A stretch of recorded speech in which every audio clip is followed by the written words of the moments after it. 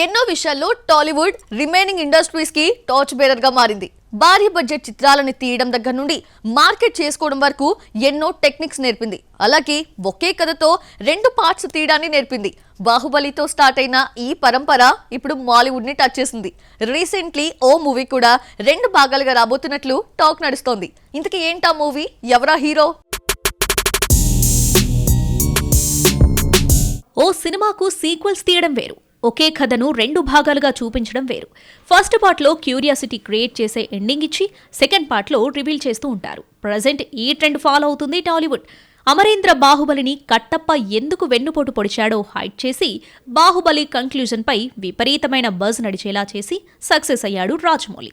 పుష్ప, దేవర, కల్కి, సలార్ కూడా ఇదే ఫార్మాట్ను ఫాలో అయ్యాయి. ఇప్పుడు ఈ ఫార్ములాను వర్కౌట్ చేసేందుకు ప్రిపేర్ అవుతుంది మాలీవుడ్. 2018 ఫోరెన్సిక్ వంటి ఓటీటీ చిత్రాలతో టాలీవుడ్ ప్రేక్షకులకు చేరువైన Mollywood star hero Tovino Thomas.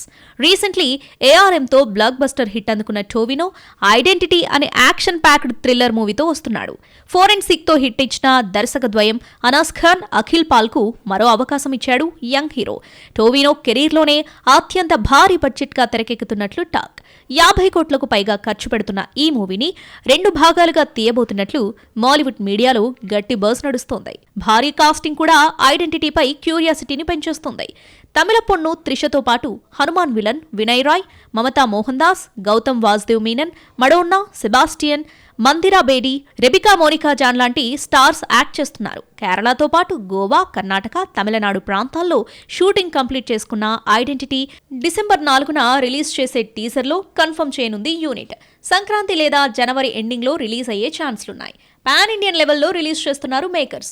మరి ఐడెంటిటీ మూవీని 2 భాగాలుగా తీస్తున్నారో లేదో, ఒక భాగంతోనే ఎండింగ్ చేస్తారో తెలియాలంటే వెయిట్ అండ్ సీ.